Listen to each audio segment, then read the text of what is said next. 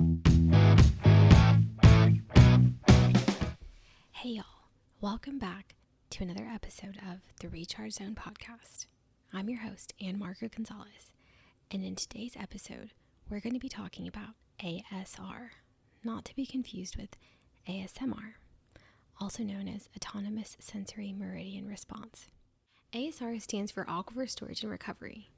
This water conservation program is designed to protect spring flow from the Comal Springs in New Braunfels, Texas, and the San Marcos Springs in San Marcos, Texas, during times of severe long-term droughts, specifically for federally listed threatened and endangered species that live in the Edwards Aquifer system. Today we're going to be joined by two EAA staff members that work in various roles when it comes to ASR at the EAA. One from a science perspective, and the other from a customer service, external affairs perspective. And of course, we're going to be joined by our co-host, Brent Doty. So let's dive on into the episode. I'm really excited about our topic today. We're going to be talking all about aquifer storage and recovery. And to join us today, we have Jenny Adkins, who is going to be talking to me, Brent, about some of the technical aspects, the science behind ASRs. And then later, we have Javier Hernandez, who's going to be talking more to Ann-Margaret about the HCP in relation to the ASR and how it can be used as a conservation tool. So welcome, both of you. Thanks for coming on. Thank you. Happy to be here. Hey. All right, so to begin with, let's meet Jenny Adkins. Jenny, can you tell us a little bit about yourself? Yeah, I'm a hydrogeologist with the Aquifer Science team here at the EAA. I've been here since 2013. I have a bachelor's and a master's degree in geology. My focus is in karst hydrogeology. I'm a licensed professional geologist in the state of Texas, and my responsibilities at the EAA range over a wide variety of activities related to groundwater research and conservation. Hey, Jenny, thanks a lot. I really appreciate that. Now, Javier, can you tell us a little bit about yourself? Sure. My title is Special Projects Liaison with the Edwards Aquifer Authority. The current programs that I manage are the ASR Spring Flow Protection Program and the VISPO Voluntary Irrigation Suspension Program. I also manage the Precipitation Enhancement Program. I've been with the Edwards Aquifer Authority for approximately 20 years. Other programs that I've either supervised or managed is the Permitting Department, Conservation, and Critical Period Management. Jenny and Javier, thanks for introducing yourselves. I'm going to get back to our topic today, which is the aquifer storage and recovery. So many of our listeners have probably heard of that before, the ASR, Aquifer Storage and Recovery, but for those of you that haven't, I want to kind of explain the basics of ASR and what it's for and how it works. Jenny's going to be talking about in just a little bit a local ASR project, and Javier will be speaking about how ASR is used as a conservation tool. So ASR, what is it? Basically, Aquifer Storage and Recovery is where you take a drinking water source and you inject it into an aquifer underground for later use, kind of like an underground reservoir. Nationally, there are more than 40 ASRs, so this is a relatively new process, but some cities have been using it for a number of years now. Here in Texas, we have an ASR in Kerrville, El Paso, and San Antonio. So Brent, I know you mentioned you inject water into another aquifer for use in the future. Can you kind of elaborate what that means? Because I thought, the Edwards Aquifer has all these cracks, crevices, caves, and conduits. So how does that water stay contained when you inject it into a different aquifer? Ann-Margaret, that's a great question. So let's just go over real quick what an aquifer is. An aquifer is an underground body of water that humans can use. It's an underground storage of water that humans can access and use. Not all aquifers work the same. The Edwards Aquifer, for example, is a karst system, K-A-R-S-T, meaning it's made up of limestone and is characterized by faults, fractures, caves, conduits, and otherwise it allows water to move very quickly and very freely through the system. Other aquifers, such as sand or gravel or sandstone, the water is packed into the tiny pore spaces of the rock and it moves much slower. Such is the case here in San Antonio. So the SAWS ASR is positioned in an aquifer called the Carrizo Aquifer, which is a sandstone aquifer. So the water is packed tight in there and moves very slowly over time, maybe just a few feet a year. versus the Edwards, where you can have flow rates more than a mile per day. So while the Edwards aquifer is a great aquifer for recharge and for moving water through the system, it doesn't store water readily. It's very dynamic. So when we have a drought, it drops quickly. When we have recharge events, it fills quickly.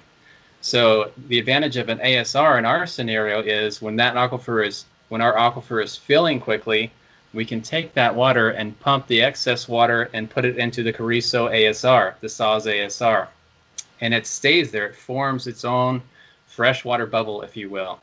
So during periods of drought, you can actually pump from that freshwater bubble in the Carrizo aquifer and supply it to San Antonio instead of pumping directly from the Edwards.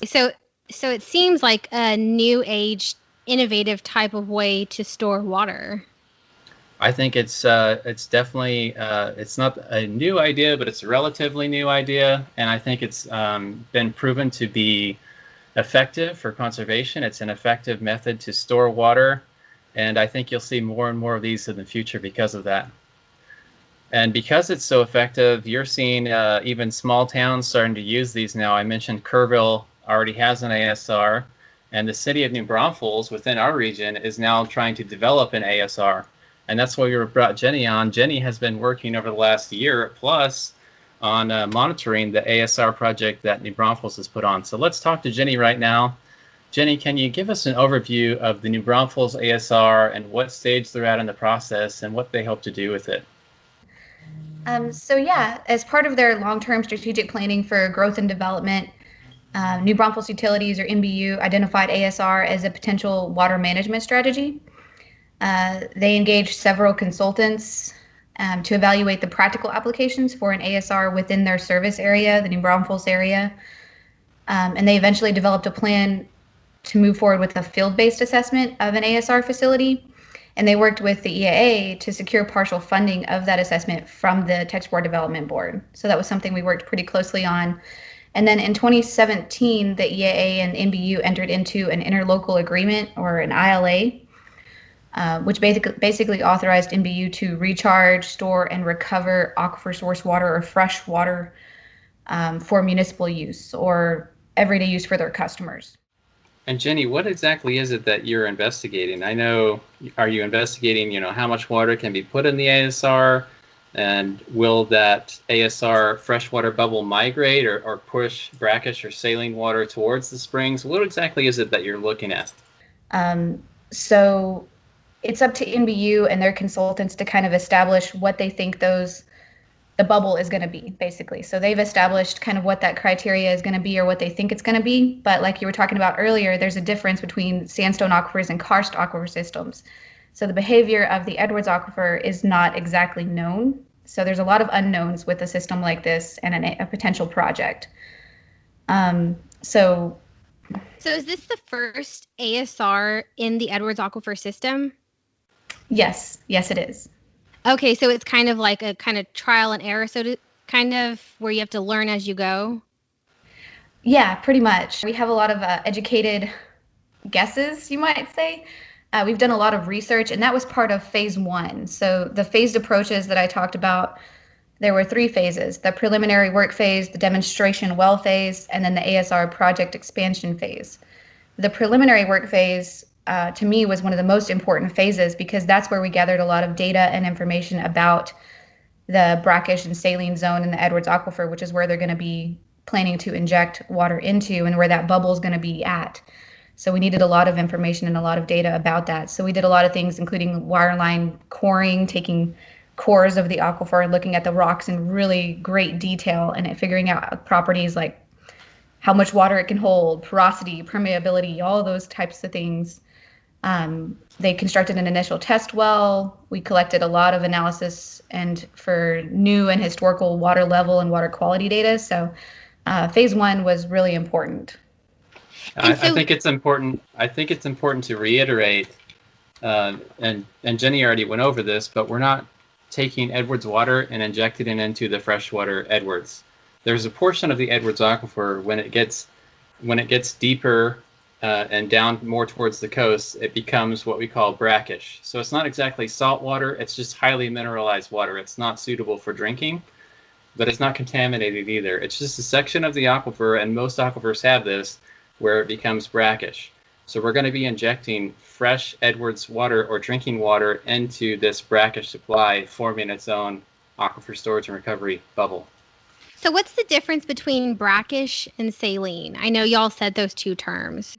Brackish water is typically 1,000 to 10,000 milligrams per liter for total dissolved solids. Total dissolved solids are basically just the minerals that are present within the water, like your sodium and calcium and things like that that are already in the water.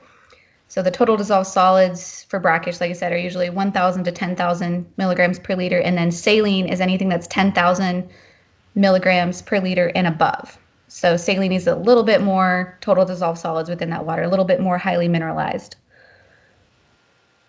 Okay, that's fascinating. And so ASRs seem like an innovative way to store water for future use, and especially times of drought, like I know y'all mentioned a few times. But let's flip over to Javier. So you've been involved in the EAA ASR Spring Flow Protection Program for some time. Can you explain the program and its purpose? Yes, so the ASR Aquifer Storage and Recovery Program is one of 4 spring flow protection measures that's found within our Habitat Conservation Plan. And the Habitat Conservation Plan is designed to protect threatened and endangered species that rely on adequate spring flows from the Comal and San Marcos Springs. The ASR project is basically designed to minimize impact on the aquifer during times of drought. During a repeat of the drought of record, which was the drought that occurred back in the 50s. And so the basic concept behind the ASR project is to have water stored and set aside for use during a severe drought, and also have a second component, which is to have an additional 50,000 acre feet set aside to be to go unused during a repeat of the drought of record. So I know you mentioned it's setting aside a certain amount of water. Can you touch again on the acre feet that the program has the capacity to hold? And then I know you mentioned the 50,000 acre feet. Could you kind of just highlight that again? The Aquifer Storage and Recovery Program is found within our Habitat Conservation Plan, and we're required to have 126,000 acre feet stored in SAW's H2 Oaks Aquifer Storage Facility located in southern Bexar County. And basically, the way we do this is I'm what you would call a marketer of the program. I solicit this program and contract with permit holders to lease their water. Once we lease their water, we transfer it over to SAWS, where they pump the water out of their wells, Edwards wells, and inject it into the Carrizo Aquifer for storage. And the second component of the ASR program is the ASR Forbearance Program, which requires us to have 50,000 acre feet of water set aside. And same as the leases, I go out and meet with permit holders and contract with them to get them to basically be on standby in preparation for the severe drought record as that occurred in the 1950s. And we pay them a fee. It's an incentivized program. We pay them $100 per acre foot to participate in the program. Okay, and just for our listeners to put it into perspective, 1 acre foot is about 326,000 gallons of water. And I know Brent has mentioned this to me in the past, and he's a good educator. So if you think about a football field size amount of water, 1 foot in depth filled with water, that's equivalent to a 1 acre foot, right, Brent? Exactly, Ann-Margaret. We're talking about a lot of water here. So 126,000 acre feet. Think of 126,000 football fields, 1 foot deep of water. And that's how much water Javier is helping these customers to inject into the ASR. For when we have this drought of record, like in the 1950s, we'll have that supply to be used for our houses instead of pumping directly from the Edwards. And that's going to keep those springs flowing, even if we have a repeat of the worst drought we've ever experienced here. So in essence, a permit holder would be setting aside some of their water in times of drought. They would be saved, Javier. And why would it be beneficial for a permit holder to do this kind of a program? Well, there was two basic concepts. The first was when we were actually leasing the water. When we leased the water, we actually took possession of their water rights, the rights to withdraw the water, and it's a voluntary program. So whatever amount of water they decided to lease to us was injected. Now, the second component of this program is the ASR forbearance program, and basically we're just contracting with the permit holders to limit use of their water during a repeat of the drought of record. Now we pay them basically a standby fee to be on standby, and when that drought occurs, when that trigger hits, they won't be allowed to use that water. Now the incentive for them to participate in the program is basically financial, but they make a conscious decision whether or not they want to participate in the program, and it financially benefits them, but also benefits us, so that we can have water set aside and not pumped during a severe drought of record, and minimize impacts on the springs during that time. So Javier, if I'm understanding you right, these folks are getting a payment either way. So they're getting paid to have their water on standby, and then they would get a payment if their water is curtailed for use in the ASR. Is that correct?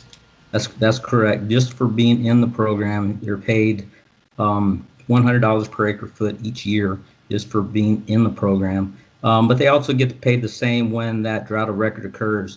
So when that drought of record occurs and they're not allowed to use that water that's enrolled in the program, they still get paid. So each year the USGS annually measures how much recharge we received over the region, and they report this to us in April. We take the previous 9 years and calculate that into the 10-year average, recharge average. And if that 10-year recharge average falls at or below 500,000 acre feet, that triggers a drought of record. And for those participants that are in the program, they would not be allowed to use that water come the following year. So we get the report in April, we make that determination, and we let them know where we're at as far as the 10-year recharge averages. And in May, we'll let them know where we're at. And if it falls at or below, then they can't use it beginning January 1 of the following year. So, for example, this year, what was that number? So this year, the USGS reported to us 492,000 acre feet of annual recharge. So that calculates to 618,730 acre feet for the 10-year recharge average. So that's well above the 500,000 acre foot mark. Ah, I see. Okay. Thanks for explaining that. That puts it into perspective. Sure. So what we're seeing here is kind of an out-of-the-box solution, a cutting-edge solution to a growing problem, which is our population continues to increase, yet our use on the Edwards is already established at 572,000 acre feet. And this was established early on in the Edwards Aquifer's history in order to protect the system, to make sure we don't overdraw the aquifer or dry up the springs or endanger the species within them.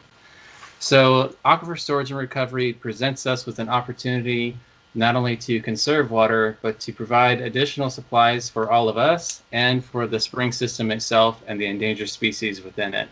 So it's an innovative way to get that done. Javier was talking about conservation through incentive, which is another innovation. And Jenny is talking about a small town using a high-tech solution to bolster their supply. So I think Ann-Margaret will be seeing more and more of these projects, and I think they have a lot of promise for the future and a lot of opportunity to expand our water portfolio here in South Texas. All right, Jenny. Well, can you give us some final thoughts on your work with the NBU ASR? Yeah, no problem. With any type of conservation technique, there are always concerns and questions about it. Many of the concerns, though, can be addressed, especially relating to ASR, through careful management and operational safeguards. But finding different strategies and different ways to conserve and different sources of water is really important. And NBU is a great example of a cooperative project. Not only have they pulled us in and we're looking at things from a regulatory standpoint and providing technical expertise, but they're getting a lot of cooperation from other agencies, because I have a feeling that ASR is going to be starting to be a little bit more prominent. So going forward, I think Aquifer Storage and Recovery may play a more prominent role in water management practices for Texas, because it's going to be more and more important for us to start finding other sources of water. There's lots of water in the Edwards Aquifer, but like Brent said, we're not going to be getting any more of it. So we need to find other sources. And NBU is really looking at that. They're looking at other sources, like they take surface water from Canyon Lake. They're developing this ASR program.